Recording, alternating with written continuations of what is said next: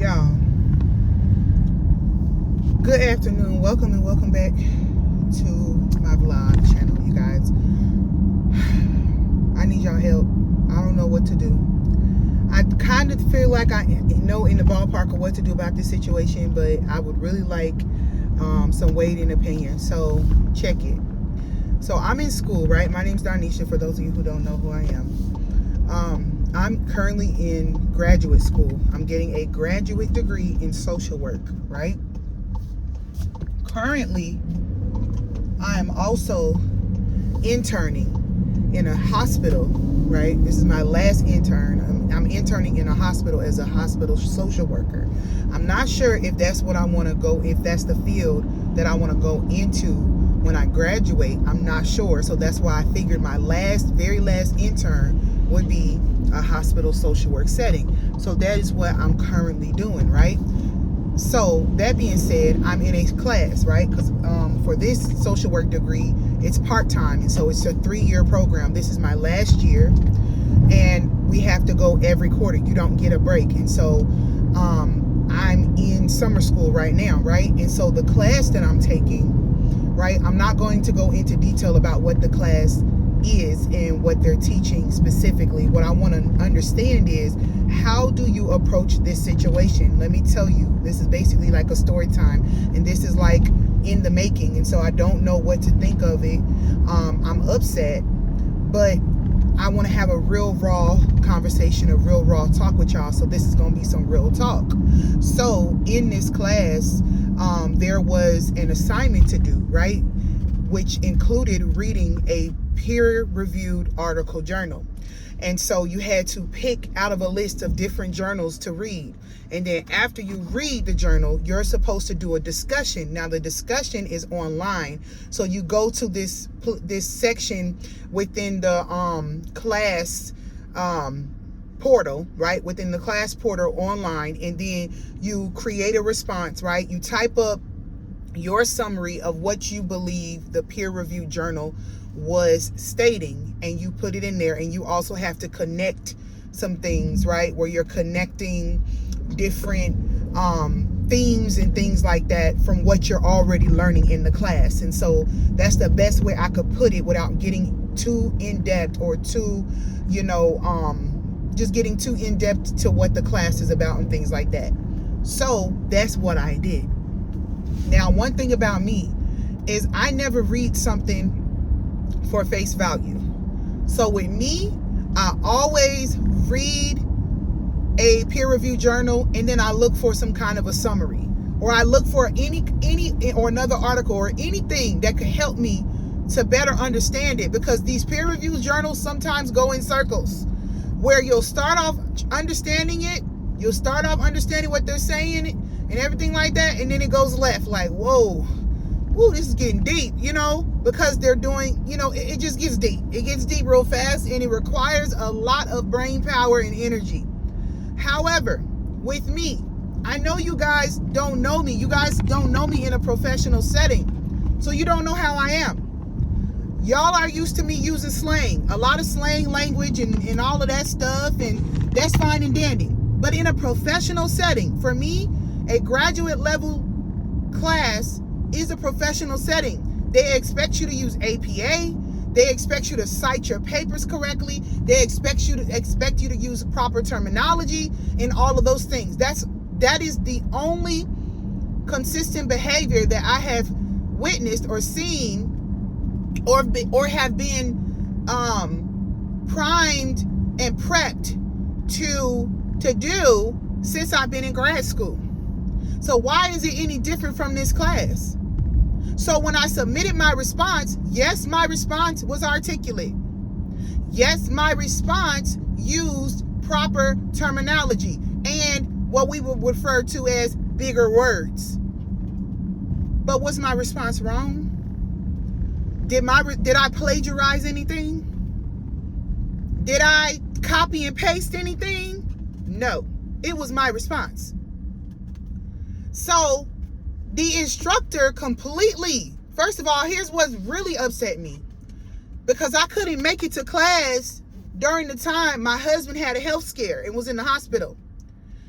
When I sent an email prior to this class, this week where I had to submit this assignment, when I sent an email about saying, hey, I'm not going to be able to make it to class, yada yada, my husband, this and that, I didn't receive no email back saying thank you for letting me know, thank you for letting me know you couldn't make it, or even answering my question if there's any extra credit possible or anything like that. Just a follow-up email. I didn't get any of that. Sorry if my phone is shaky, y'all. I didn't get any of that. But you took the time to comment on my assignment that I submitted along with everybody else in the class on the discussion board. You took the time to comment and email me out of your time, and to email me and say and ask me if I used any other resources to create my response. I already knew what this person was getting at, right? In our class syllabus, along with every syllabus that I've had in every other class, it has already been made clear that you cannot use AI generated information. You cannot copy and paste and use AI generated information in your writings. That is all. I already know that. And so obviously the instructor thought or assumed that I used some kind of AI generated response, right?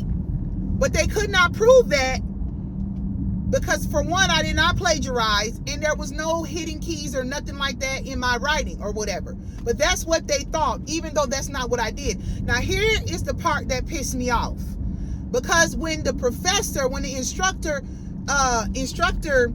I'm trying to get my thoughts together because I'm still a little bit upset about this. When the instructor confronted me, and this was over Zoom, thank God I wasn't in the person's face, because I don't know how I would have responded.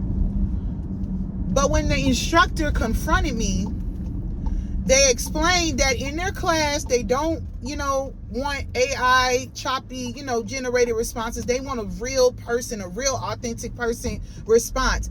However, they might believe that my response might have been AI generated because it is not consistent with my previous writing. What are you talking about? I said, wait a minute. I said, I don't have any previous writings. I have not written any previous papers. I have not done any previous writings in your class. I don't even know you. I've never seen you in person. I've never even had the pleasure of meeting you in person, because for the first 2 classes, I was unable to be there because of my husband's health scare. So you've never gotten any previous writing. Ooh, y'all, I'm sorry, I'm getting upset again. You've never gotten any previous writings from me. You've never gotten any previous writings from me. What are you talking about? Here's their excuse. Here's what they say when I say that. They said, well, just through the quizzes that we've had so far, and the the messages that you've messaged me and everything like that. And I'm like, okay, number one, we've had 2 prior quizzes before I even did this discussion, and the quizzes are multiple choice, and so I can't put my own response into the quiz. I can't put my own response into the quiz. So I'm not sure what you mean by that. Secondly, there's a difference between formal and informal. And even in my messages, y'all, I'm very professional in a messaging setting, irregardless, because this is a professor, like this is school, like this is a graduate level program. I'm not going to be talking to them like I talk to y'all, like, what's up? Hey, what? No, it's professional, and I call you by your credentials, doctor this, doctor that. Like, that's being me. And we've only messaged twice.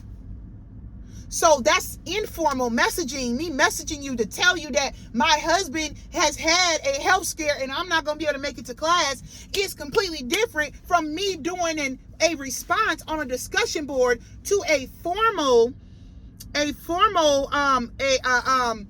peer review journal. That's completely 2 different settings, and those are the only 2 basis of evidence, which are not substantial at all, that you think you have. So what are you talking about? What are you getting at? So at this point, you guys, I start feeling attacked. I start feeling judged. Because mind you, no, I've never met this person. So they wouldn't know who I really am, as far as just, look, I might turn around too. Because what's realty? Hold on, y'all. Let me do this U-turn real quick, because there's some construction going on over here. There's some construction going on, and they not letting nobody through. And I gotta go. I'm on a time schedule. I'm on a time crunch. I don't know what's going on. And so basically, I'm just like, like I said, I've only had, it's not possible that you know my writing style, because you have not had the pleasure of reading any of my writings. So what are you saying? So then they start asking for the resource, because one thing I told them is that when they asked me what resources I used to generate my response, I said that I used the article itself, and then I used a resource, like a summary resource. I said I used Google. I just put in Google trying to get a summary of what the article meant. But at the time, after they said that, I was so pissed off and upset, my blood started boiling, that I'm like, I used the resource. And the person's like, well, can I see the resource? Can I see the resource? I'm not getting you the resource. I don't remember where it's at. I don't have a resource right now. That's what I'm telling them. Because I'm like, how dare you? So I say, do you want me to dumb down my writing from now on to make you, is that what you want? Because here was another one of their excuses. They were saying that when you work with a client face to face, you're not going to be using bigger words and articulate words with your clients, right? And so with the writing, you don't really want to do that with the writing either, because, I just wanted to really be like your own personal, how you would talk, from day to day. And I'm just like, what? First of all, there is a level of professionalism you have to have with your clients, no matter if your client has a second grade reading level or not. And then also, there's a lot of paperwork, even in social work, especially in hospital social work. There's a lot of paperwork, and that paperwork is professionally written. What are you talking about? You're not making any sense. So now I'm feeling like I have to walk on eggshells about my writing. And that's where I need y'all's help, because everything I'm articulating to y'all, everything I'm telling y'all right now, I told this person, I emailed and told them. And I'm also considering, because what I was trying to tell y'all before I had got distracted is that no, this person has not seen me in person. So they don't know what color I am based off of the fact that they have not seen me. However, I do have pictures online, and so they can kind of get an understanding of, obviously, that I'm not Caucasian or whatever. So I'm thinking to myself, are you insinuating that I didn't write this because of my skin color or something? Like, what is it? So that's why I need y'all help, because I don't want to be feel like I'm reaching. And I even reached out to the Equity, Diversity, and Inclusion Department, because I need to understand what I'm doing, if I'm moving in the right direction. Because for me, this is a huge red flag. And one thing about me is I don't care because you think some people, when they abuse their title. Some people abuse their title. They abuse their titles. And I really believe that this instructor is abusing their title as an instructor.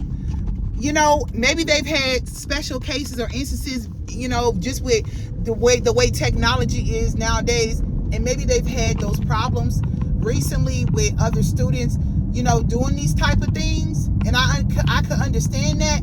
But you don't have two legs to stand on. And if you was a chair, all four of your legs is broke. Because how is you gonna sit up here and basically accuse me of using AI generated responses, and you don't even know how I write? You don't have any evidence of that.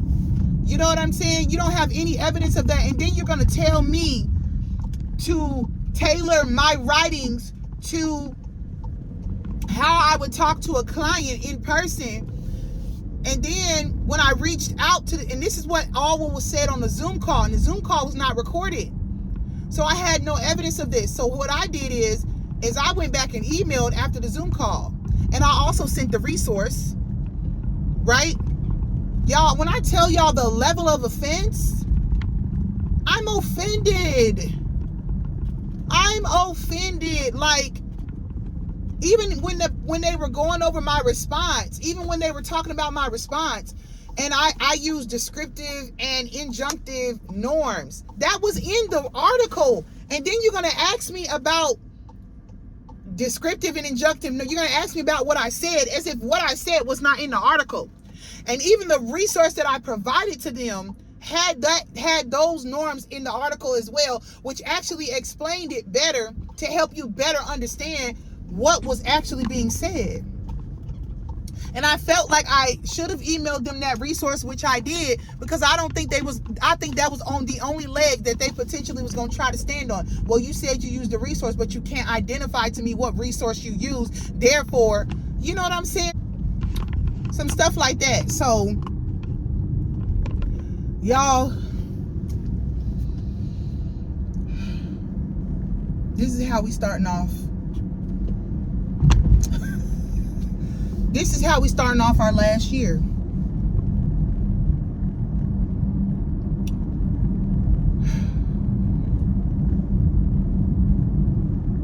Y'all pray for me.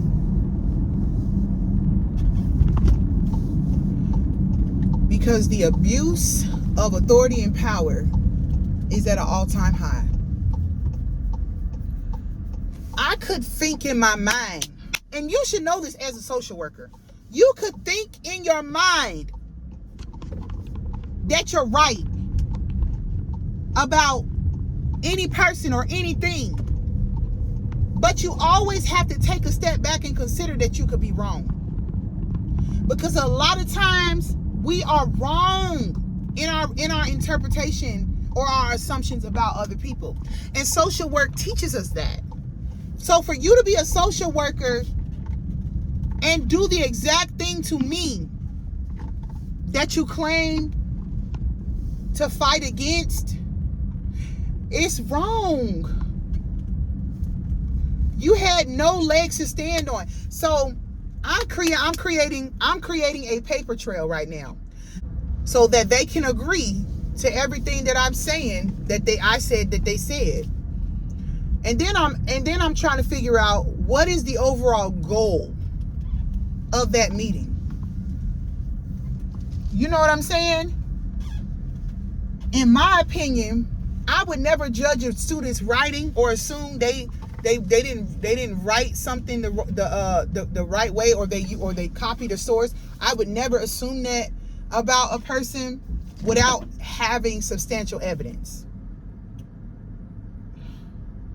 There was no substantial evidence. It was almost like let me get you right out the gate because I already know what this is. Y'all leave me a comment down below and let me know how I should proceed forward. And also let me know if I'm overreacting. I'm willing to take correction in that aspect. I'll see y'all. This was the real talk today. Almost like a rant. I'll say it was a rant. But the day gonna keep going. So I'll see y'all in a little bit.